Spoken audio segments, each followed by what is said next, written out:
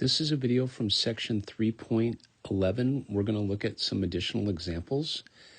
Let's go ahead and start with example 1. If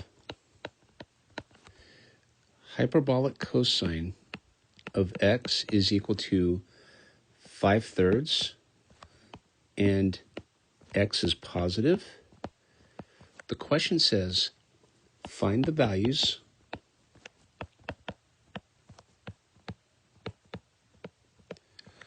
of the other hyperbolic functions of x.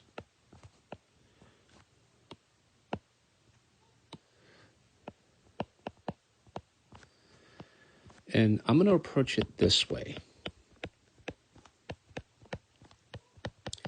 So let's go ahead and write this down first. Now, here's how I start. So we already know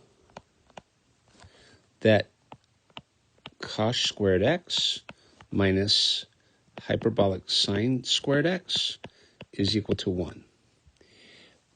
So I'm going to replace hyperbolic cosine x with 5/3, and I'm going to square it, and I'm going to subtract hyperbolic sine squared x and set it equal to 1. So what this says is 25 over 9 minus hyperbolic sine squared x is equal to 9 over 9. So negative hyperbolic sine squared x, right? Remember that 9 over 9 is 1, right? And so this is negative 16 over 9. And so hyperbolic sine squared x is equal to 16/9. And we're going to take the square root of both sides to solve, okay? But before we do, I want to justify something for you. Now, remember that x is positive.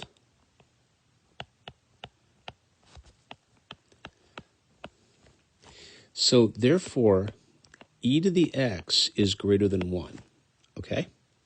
Now, hyperbolic sine of x is e to the x minus e to the negative x divided by 2. And what I'm going to do is I'm going to multiply numerator and denominator by e to the x. And so this is e to the 2x minus 1 divided by 2e to the x. Now, there's something important I want to point out to you. If e to the x is greater than 1, then I could also say that e to the 2x is greater than 1 as well. And so what that means is that this piece here, this numerator, is positive. And that's what I want. Okay, I want that to be positive.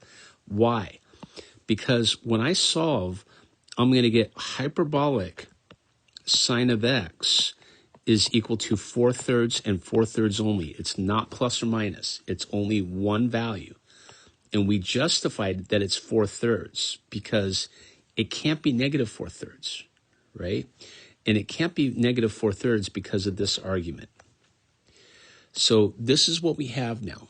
We have hyperbolic cosine x is equal to 5/3, and we have hyperbolic sine of x is equal to 4/3. And we're in business because now hyperbolic tangent x is the same as hyperbolic sine x divided by hyperbolic cosine x.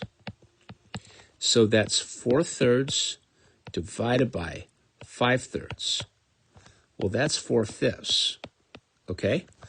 And then hyperbolic cotangent x is, well, you could do it this way. You can say that this is hyperbolic cosine x divided by hyperbolic sine of x. And this is going to be 5/3 divided by 4/3, which is equal to 5/4. And the last two are very quick. Hyperbolic secant x is 1 over hyperbolic cosine x, which is 1 over 5/3, which is equal to 3/5. Hyperbolic cosecant x is 1 over hyperbolic sine of x, which is 1 over 4/3, which is equal to 3/4. And that concludes example 1. So given that we knew hyperbolic cosine x is 5/3, we can find the values of the other 5 hyperbolic functions. So let's hit a couple of more problems. So just some random exercises. Suppose I have the following. I want the limit as x goes to infinity of hyperbolic sine of x. Now, here's how I think about it, you guys. Turn it into an exponential. So this is the limit as x goes to infinity of e to the x minus e to the negative x divided by 2. But I'm going to do something to you here. I'm going to write this as the limit as x goes to infinity of, in the denominator is 2, in the numerator is e to the x minus 1 over e to the x. But as x gets large, this second term is going to go to 0, I claim. But if we look at this first term and say as x gets large, this is going to go off to infinity. So the correct answer here is infinity, interestingly. So suppose we have the limit as x goes to infinity of hyperbolic cosine. Well, actually, let's do one better. Suppose we had hyperbolic tangent of x.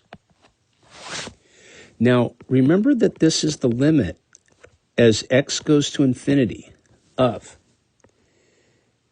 Now, in the numerator, we have hyperbolic sine of x. In the denominator, we have hyperbolic cosine x.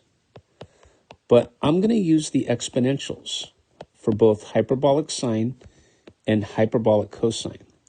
So we get e to the x minus e to the negative x divided by 2 over e to the x plus e to the negative x divided by 2.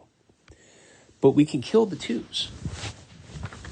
And so this is the limit as x goes to infinity of e to the x minus e to the negative x over e to the x plus e to the negative x.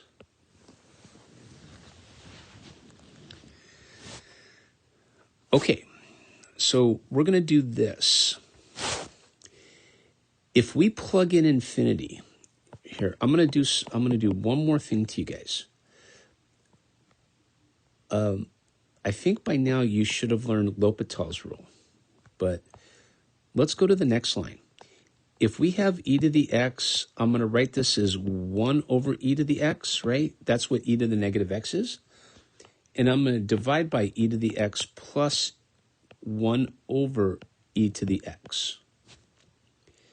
Now, as x gets bigger, this is infinity over infinity. And what that means is I could apply L'Hopital's rule. And so when I do that, I get the limit as x goes to infinity. The derivative of e to the x is e to the x. The derivative of e to the negative x is negative e to the negative x. So I'm going to subtract negative e to the negative x. Okay? Now on the bottom, we get e to the x minus e to the negative x.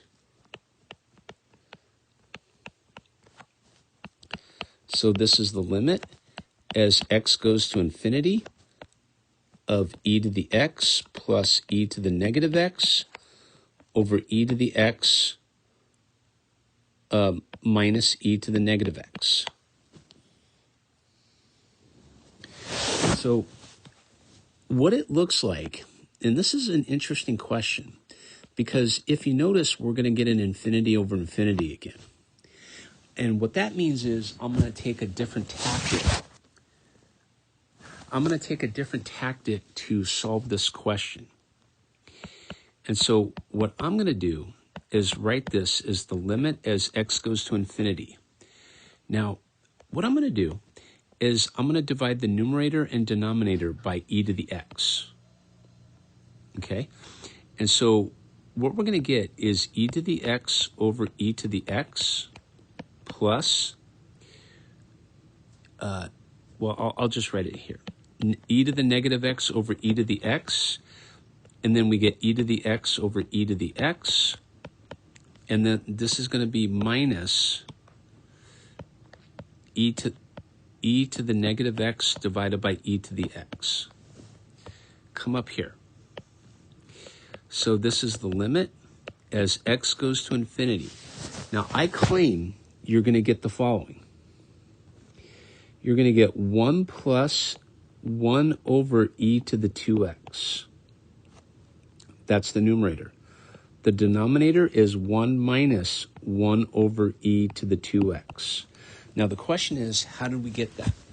Well, here, I'll come down here for a second.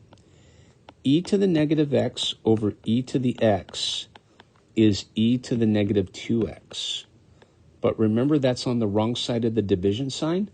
So if I want to bring it down, I have to change the exponent from a negative to a positive. And so you're going to get 1 over e to the 2x. So that's the justification for this line. But as x gets bigger, bigger, bigger, this piece goes to 0, this piece goes to 0, and so the correct answer here is 1. So I quickly realized when I keep doing L'Hopital's rule, I'm just going to be in an endless loop. So that's an interesting question. Now, suppose I had this. Suppose I had the limit as x goes to infinity of hyperbolic secant x. Well, that's the limit as x goes to infinity of 1 over hyperbolic cosine x, which is the limit as x goes to infinity of 1 over e to the x plus e to the negative x divided by 2. But I can move that 2 up in front. So essentially I could rewrite it this way. 2 over e to the x plus 1 over e to the x. As x gets large, the denominator gets super big. And so this whole fraction gets super small, and so this is going to approach 0. Okay? And let's go ahead and do one more. Suppose I had the limit as x goes to infinity of hyperbolic sine of x divided by e to the x. And so this is the limit as x goes to infinity of e to the x minus e to the negative x divided by 2 divided by e to the x. So I'm going to pull the 1/2 out in front. And I'm going to take the limit as x goes to infinity of e to the x minus e to the negative x divided by e to the x. And so this is 1/2 the limit as x goes to infinity of 1 minus. Here, before I do that, I want to write it this way for you. So we're going to take e to the x over e to the x minus e to the negative x over e to the x. Okay? And so we get 1/2 the limit as x goes to infinity. Now, remember the justification. So e to the x over e to the x is 1, but when we're subtracting 1 over e to the 2x. But as x gets bigger, bigger, bigger, this piece goes to 0. And so the correct answer here should be 1/2 of 1, which is a half. Okay? And remember here, I do want to point out to you guys, notice how I have the limit written the whole time until I get to here and I'm ready to evaluate the limit. Your instructor should take off points if if your instructor doesn't see that limit being written. Okay, that'll conclude this video for section 3.11, and this is just additional examples. So, okay, thank you.